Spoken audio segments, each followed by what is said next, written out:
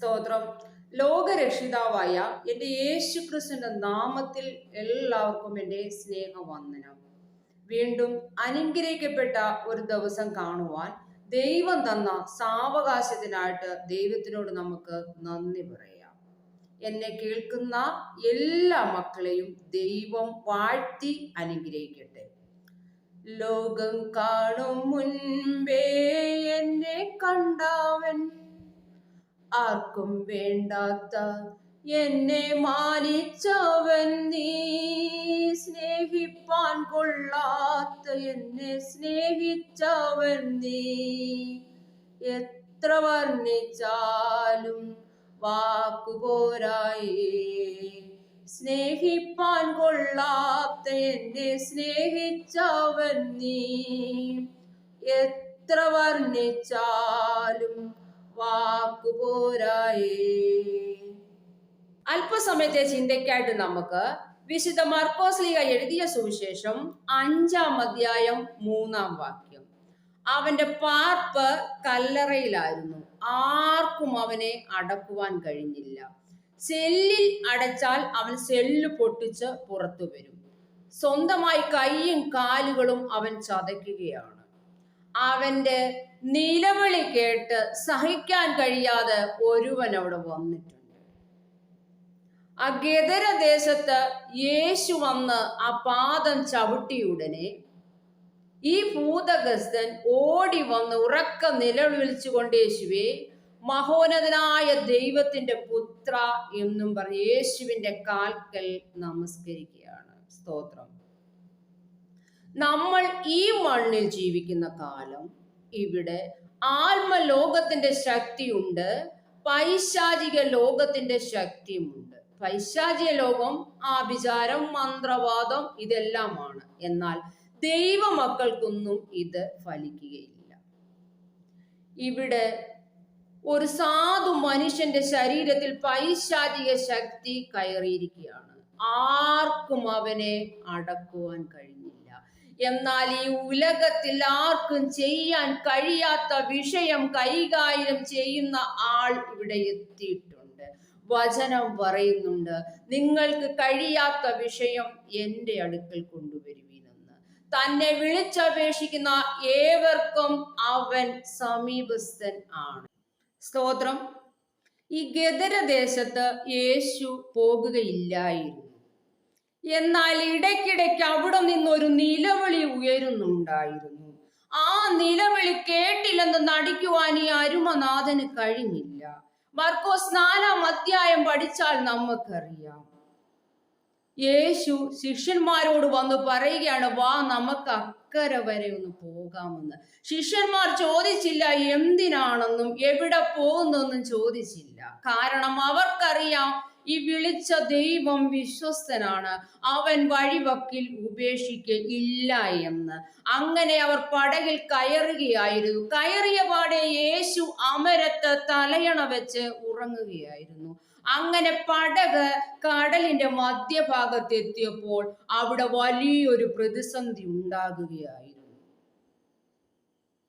തിരമാല പടകിലേക്ക് കയറുകയാണ്. വള്ളം ഇപ്പോൾ മുങ്ങും എന്നുള്ള സ്ഥിതി ആയിരിക്കുകയാണ്. ശിഷ്യന്മാർ നോക്കുമ്പോൾ യേശു ഉറങ്ങുകയാണ്.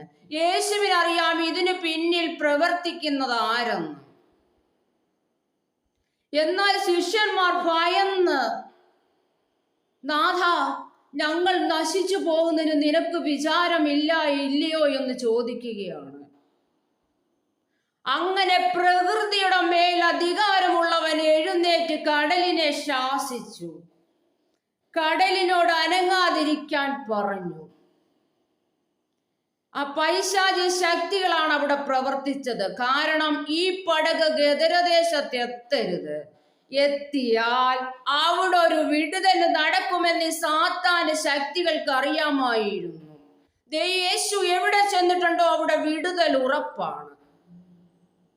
സാത്താന്റെ ശക്തികൾ ആ പടക് അവിടെ മുക്കുവാൻ നോക്കുകയായിരുന്നു. എന്നാൽ ഈ യേശു ശിഷ്യന്മാര് വിളിച്ചതുകൊണ്ട് മാത്രമാണ് എഴുന്നേറ്റത്. അല്ലെങ്കിൽ ആ ഉറങ്ങി തന്നെ ആ ഗദരദേശത്ത് യേശു എത്തിയേനെ. കാരണം യേശുവിന്റെ പടക് തകർക്കാൻ ഒരന്ധകാര ശക്തിക്കും കഴിയുകയില്ല. ഇവിടെ യേശു എഴുന്നേറ്റു നിന്ന് കടലിനെ ശാസിച്ചു. അങ്ങനെ ഗദരദേശത്തേക്ക് പടക് എത്തിക്കൊണ്ടേയിരിക്കുകയാണ്. ആർക്കും അതിനെ തകർക്കാൻ കഴിയുകയില്ല. കാരണം ഉലകത്തിന്റെ നാഥനാണ് അതിലിരിക്കുന്നത്. അവനെ തടയുവാൻ ഒരന്ധകാര ശക്തിക്കും കഴിയുകയില്ല. ആ പടക് ഗദരദേശത്ത് എത്തിക്കഴിഞ്ഞു. സ്തോത്രം. ഗദരദേശത്തെത്തി പടകിൽ നിന്ന് ഇറങ്ങി ഉടനെ ആ ഗദരദേശത്തിന്റെ മണലിൽ അരുമനാഥന്റെ പാദം വെച്ചപ്പോൾ അശുദ്ധാത്മാവ് ഓടി വരികയാണ്. അവൻ അത്യുച്ചത്തിൽ നിലവിളിച്ച് പറയുകയാണ്, യേശുവേ, മഹോന്നതനായ ദൈവത്തിന്റെ പുത്രൻ. അവനറിയാം ഈ വന്നിരിക്കുന്നത് ജീവിക്കുന്ന ദൈവത്തിന്റെ പുത്രനായ ക്രിസ്തു ആണെന്ന്. ആ ദൈവ സാന്നിധ്യം അവിടെ വന്നപ്പോൾ സാത്താന്റെ ശക്തികൾ അവിടെ അസ്വസ്ഥരാകുകയാണ്. പൈശാചിക ശക്തികൾക്കറിയാം ദൈവ സാന്നിധ്യം. നീ പ്രാർത്ഥിക്കുമ്പോൾ, നീ സ്തോത്രം പറയുമ്പോൾ, ഹല്ലേലൂയ, നിന്റെ ഭവനത്തിലെ അന്ധകാര ശക്തികൾ അഴിയുകയാണ്. ഹല്ലേലൂയ. യേശുവിനറിയാം ഇവനിലെ പൈശാചിക ശക്തി ഇവനിൽ ഉള്ളത് കൊണ്ടാണ്. അല്ലായിരുന്നെങ്കിൽ ഇവൻ മാതാപിതാക്കൾക്ക് നല്ലൊരു മകനായി ജീവിച്ചേനെ. ഭാര്യ ഉണ്ടായിരുന്നെങ്കിൽ നല്ലൊരു ഭർത്താവായി ജീവിച്ചേനെ. മക്കൾ ഉണ്ടായിരുന്നെങ്കിൽ ഒരു നല്ല പിതാവായിട്ട് സമൂഹത്തിന് നല്ല ഒരു മനുഷ്യനായി ജീവിക്കേണ്ടവനാണ് ഈ കല്ലറയിൽ വന്ന് താമസിക്കുന്നത്. അതേ പൈശാചിക ശക്തി നമ്മളിൽ ഉണ്ടെങ്കിൽ ആ ശക്തി എന്ത് നമ്മളിൽ പറയുന്നു അതുപോലെ മാത്രമേ പിന്നെ നമുക്ക് ചെയ്യാൻ കഴിയുകയുള്ളൂ. അവൻ കല്ലെടുത്ത് തന്നെത്താൻ അവന്റെ ശരീരം ചതയ്ക്കുമായിരുന്നു. നമ്മൾ അവസാനിക്കേണ്ടിടത്ത് അവൻ വന്ന് കിടക്കുകയാണ്. നമ്മൾ അവസാനിക്കുന്നിടത്ത് മാത്രമാണ് ഈ കല്ലറയിൽ വന്ന് കിടക്കേണ്ടത്. എന്നാൽ ജീവനുള്ള ഒരു മനുഷ്യന്റെ താമസം കല്ലറയിലായിരുന്നു. രാവും പകലും അവൻ കല്ലറയിൽ കഴിയുകയായിരുന്നു. എന്നാൽ ആ സാത്താന്റെ ശക്തി ചില സമയങ്ങളിൽ അവനിൽ നിന്ന് വിട്ടുപോകുമ്പോൾ അവൻ അത്യുച്ചത്തിൽ അവിടെ യേശുവിനെ വിളിക്കുന്നുണ്ട്. അത് കേട്ടുകൊണ്ടാണ് ഈ യേശു ഈ ഗദരദേശത്ത് എത്തിയത്. സ്തോത്രം. എന്നാൽ ഈ സാത്താൻ അറിയാം യേശു വെറുതെ വരുന്നതല്ല. അവൻ എന്തിനു വന്നു അത് ക്രിയ ചെയ്തിട്ട് തിരികെ പോകുന്നതാണ് വചനം. എന്നാൽ ഈ സാത്താൻ ഓടിച്ചെന്ന് യേശുവിനെ നമസ്കരിക്കുകയാണ്. യേശു ചോദിക്കുകയാണ്, നീ ആരെന്ന്? അവൻ പറയുകയാണ്, ഞാൻ ലെഗിയോനാണ്, ഞങ്ങൾ 6000 പേരുണ്ട്. 6000 ഭൂതമാണ് ഈ സാധു മനുഷ്യനിൽ കയറിയിരിക്കുന്നത്. അതുകൊണ്ടാണ് അവൻ കല്ലറയിൽ വന്ന് താമസിക്കുന്നത്. അവൻ തന്നെത്താനെ അവന്റെ ശരീരം ചതയ്ക്കുകയായിരുന്നു. അവൻ വസ്ത്രം ധരിക്കുകയില്ല, ഭക്ഷണം ഒന്നും അവന് വേണ്ട. കാരണം അവനെ നയിക്കുന്നത് സാത്താന്റെ ശക്തിയാണ്. എന്നാൽ അവൻ ഓടി വന്ന് യേശുവിനെ നമസ്കരിച്ചു. എന്നാൽ കുറച്ചു മാസങ്ങൾക്ക് മുമ്പ് ഇതേ സാത്താൻ യേശു 40 ദിവസം ഉപവസിച്ചിട്ട് വന്നപ്പോൾ യേശുവിനോട് ഈ സാത്താൻ പറയുകയാണ്, എന്നെ ഒന്ന് നമസ്കരിച്ചാൽ ഈ കാണുന്നതെല്ലാം നിനക്ക് തരാമെന്ന്. അന്ന് യേശു പറഞ്ഞു, വചനത്തിലൂടെ മറുപടി കൊടുക്കുകയാണ്, ഈ വചനത്തിൽ എഴുതിയിട്ടുണ്ട്, ദൈവമായ കർത്താവിനെ മാത്രമേ നമസ്കരിക്കാവൂ എന്ന്. അതിവിടെ നടക്കുകയായിരുന്നു. അതെ, ആ ദൈവമായ കർത്താവ് എല്ലാ മുഴങ്കാലുകളും വടങ്ങുന്ന ഒരേ ഒരു നാമമാണ് യേശുവിന്റെ നാമം. ആ നാമത്തിന് മുന്നിൽ സാത്താൻ അവിടെ നമസ്കരിക്കുകയാണ്. സ്തോത്രം, സ്തോത്രം. എന്നാൽ ലോകം വിധി എഴുതി, നാട്ടുകാര് വിധി എഴുതി, ഇനിയും അവനെ തിരികെ ലഭിക്കയില്ല. അവൻ കല്ലറയിൽ തന്നെ ഈ സാത്താന്റെ കൂടെ ആയിരിക്കും അവന്റെ ജീവിതമെന്ന്. എന്നാൽ ഈ അശുദ്ധാത്മാവിനോട് യേശു പറയുകയാണ്, അവനെ വിട്ടുപോകുക എന്ന്. അങ്ങനെ സാത്താന്റെ ശക്തി ഈ മനുഷ്യനിൽ നിന്ന് വിട്ടുപോകുകയായിരുന്നു. അവന്റെ ലേബൽ അവിടെ മാറ്റുകയായിരുന്നു. അതേ, പുതിയത് ചെയ്യുന്ന ക്രിസ്തു. മുൻപുള്ളത് നിങ്ങൾ ഓർക്കേണ്ട, പിൻപുള്ളത് നിങ്ങൾ നിരൂപിക്കേണ്ട. അവൻ പുതിയത് ചെയ്യുകയാണ്. അവനെ ഒരു പുതിയ മനുഷ്യനാക്കി മാറ്റുകയാണ്. മരുഭൂമിയിൽ ഒരു വഴിയും നിർജ്ജന പ്രദേശത്ത് നീരൊഴുക്കും പകരുന്ന യേശു.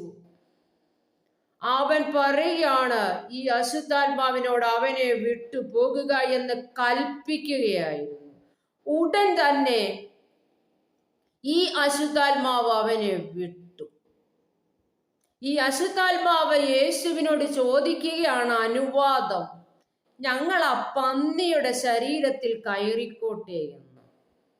അങ്ങനെ 2000 പന്നികൾ ഉണ്ടായിരുന്നിടത്ത് ഈ 6000 ഭൂതം ഒരു പന്നിയിൽ അപ്പോൾ 3 ഭൂതം കയറിക്കാണും. കാരണം 6000 ഭൂതമായിരുന്നു ആ ലെഗിയോനിൽ.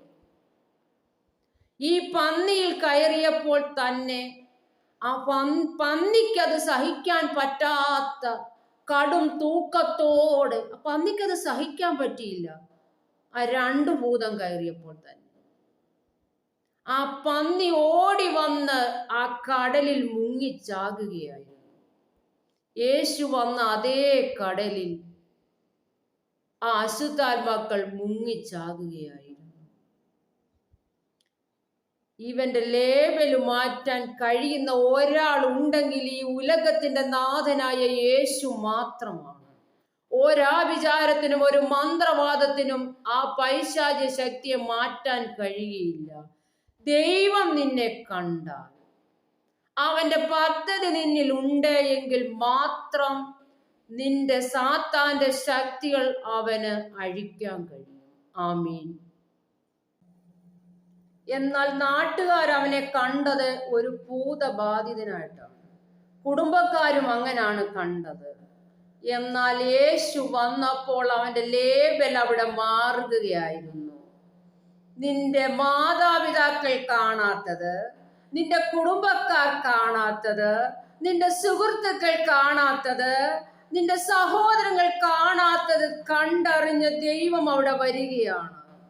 കാരണം അവനെ ആ തെക്കേപ്പൊലി നാട്ടിലെ ഒരു സുവിശേഷകനായി മാറ്റുകയായിരുന്നു ഈ യേശുവിന്റെ പദ്ധതി. നിന്നെ അവൻ കണ്ടെങ്കിൽ അവൻ വന്നിരിക്കും. നീ പിണ്ടാകാരമായിരുന്നപ്പോൾ അവന്റെ കണ്ണു നിന്നെ കണ്ടതാ. നിയമിക്കപ്പെട്ട നാളുകളൊന്നും ഇല്ലാതെ ഇരുന്നപ്പോൾ അവൻ അതെല്ലാം ആ പുസ്തകത്തിൽ എഴുതിയിരുന്നു. നിന്നെ കുറിച്ച് ഒരു പദ്ധതി അവൻ ഉണ്ടായിരുന്നു, നീ ആരായി മാറണമെന്ന്. നിന്നെ മുന്നേ കണ്ടവർ അതിശയിക്കത്തക്ക രീതിയിലുള്ള മാറ്റം വരുത്താൻ കഴിയുന്നവനാണ് ഈ ജീവിക്കുന്ന ദൈവം. നിന്റെ പാപം മാറ്റാൻ അവന് കഴിയും. നിന്നിലുള്ള പൈശാചിക ശക്തികളെ മാറ്റി നിന്നെ തെക്കേപ്പൊലി നാട്ടിലെ ഒരു സുവിശേഷകനാക്കി മാറ്റാൻ കഴിയുന്ന ഒരു ദൈവമാണ് ഈ ദൈവം.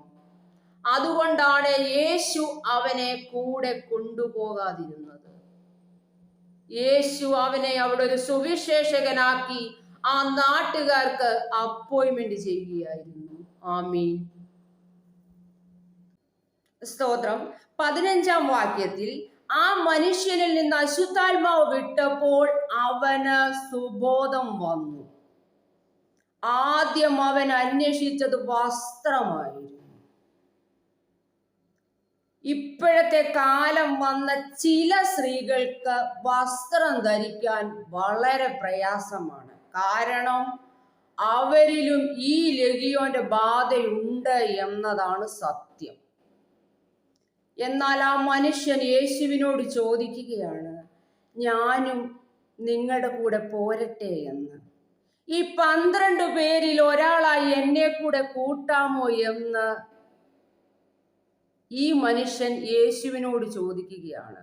യേശു അവനോട്, നിന്റെ വീട്ടിൽ നിനക്കുള്ളവരുടെ അടുത്ത് ചെന്ന് നീ നിന്നെ ഒന്ന് കാണിച്ചു കൊടുക്ക.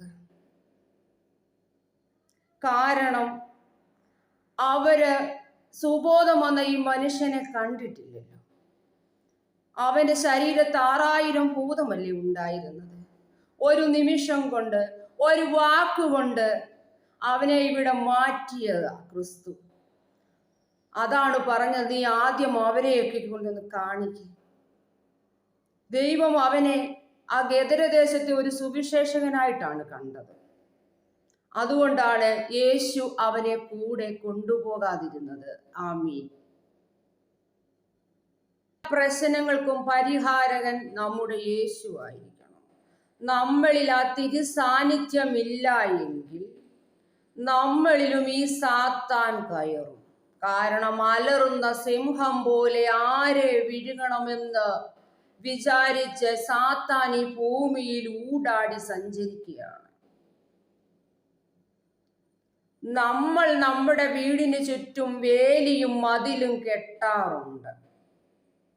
പെട്ടെന്ന് ആരും കയറി വരരുത്, പശു, ആട് അങ്ങനെയുള്ളതൊന്നും കയറാതിരിക്കാൻ വേണ്ടിയാണ് നമ്മുടെ വീടും പരിസരവും സേഫായിട്ടിരിക്കാൻ നമ്മൾ വേലി കെട്ടും. പക്ഷെ എത്ര ഉയരത്തിൽ നീ മതിൽ കെട്ടിയാലും അവിടെ ദൈവത്തിന്റെ സാന്നിധ്യമില്ല എങ്കിൽ സാത്താൻ അവിടെ കയറും. എന്നാൽ വചനത്തിലുണ്ട്, ഇയ്യോബിന്റെ ഭവനം ദൈവമാണ് വേലി കെട്ടി തിരിച്ചത്. നമ്മുടെ ഭവനം ദൈവം വേലി കെട്ടി തിരിച്ചാൽ ഒരു സാത്താന്റെ ശക്തിയും അവിടെ കയറുകയില്ല. എപ്പോഴും ആ ദൈവ ആശ്രയത്തിൽ ആ വചനപ്രകാരം നമ്മൾ ജീവിച്ചാൽ ഒരന്ധകാര ശക്തിക്കും ആഭിചാരത്തിനും നമ്മളെ തൊടുവാൻ കഴിയുകയില്ല. ദൈവമക്കളെ, ആ ചിന്ത എപ്പോഴും നമ്മളിൽ വേണം. ദാവീദ് പറയുന്നത് പോലെ, ഞാൻ യഹോവയെ എല്ലാ കാലത്തും വാഴ്ത്തും, അവന്റെ സ്തുതി എപ്പോഴും നാവിൻ തുമ്പിൽ ഉണ്ടായിരിക്കണം. 116 സങ്കീർത്തനത്തിൽ പറയുന്നത് പോലെ, എന്റെ ബന്ധനങ്ങൾ അഴിച്ചിരിക്കാൽ ഞാൻ നിനക്ക് സ്തോത്രമെന്ന യാഗമർപ്പിക്കും. എപ്പോഴും മനസ്സിൽ ആ സ്തോത്രവും സ്തുതിയും നമ്മുടെ ഉണ്ടെങ്കിൽ ഒരു ശക്തിയും നമ്മളെ തൊടുകയില്ല. ആ ദൈവത്തിന്റെ സാന്നിധ്യത്തിൽ, ആ തിരു സാന്നിധ്യത്തിൽ നമുക്ക് ഓരോരുത്തർക്കും മുന്നോട്ട് ജീവിക്കാം. ആമേൻ. യേശുവിന്റെ കരം തൊട്ടപ്പോൾ ഇവിടെ ഒരു അശുദ്ധൻ വിശുദ്ധനാകുകയായിരുന്നു. ഒരു വ്യക്തിയിൽ അശുദ്ധാത്മാവ് ഉണ്ടെങ്കിൽ അവരെ വിടുവിക്കാൻ ദൈവത്തിന്റെ കരത്തിന് മാത്രമേ കഴിയൂ. അവന് കഴിയാത്ത വല്ല കാര്യവുമുണ്ടോ? കാനാവിലെ കല്യാണത്തിന് പച്ചവെള്ളത്തെ വീഞ്ഞാക്കിയവൻ, ഗലീലയിലെ രാജവൃത്തന്റെ മരിക്കാറായ മകന് സൗഖ്യം കൊടുത്തവൻ, 38 വർഷമായി ബെഥസ്ദാ കുളക്കടവിൽ കിടന്ന തളർവാദ രോഗിയെ സൗഖ്യമാക്കിയവൻ, 5 അപ്പം കൊണ്ട് 5000 പേരെ പോഷിച്ചവൻ, ജന്മന അന്ധനായവന് കാഴ്ച കൊടുത്തവൻ, മരിച്ചു 4 ദിവസം കഴിഞ്ഞ് ലാസറിനെ ഉയർപ്പിച്ചവൻ, കടലിന്റെ മുകളിലൂടെ നടന്നവൻ, അവന് മാത്രമേ ഇത് കഴിയൂ. അനേക അത്ഭുതങ്ങൾ ഈ യേശു ചെയ്തിരിക്കുന്നു. യേശുവിന്റെ മാറോട് ചാരിയിരുന്ന വിശുദ്ധ യോഹന്നാൻ ശ്ലീഹ പറഞ്ഞതുപോലെ, യേശു ചെയ്ത അത്ഭുതങ്ങൾ അറിയിക്കണമെങ്കിൽ, അത് ഓരോന്നോരോന്നായി എഴുതണമെങ്കിൽ എഴുതിയ പുസ്തകങ്ങളൊന്നും ഈ ലോകത്തിൽ ഒതുങ്ങുകയില്ല. അതേ ദൈവമക്കളെ, ഈ യേശു ചെയ്ത അത്ഭുതങ്ങൾ, അടയാളങ്ങൾ നമ്മൾ വിശ്വസിക്കണം.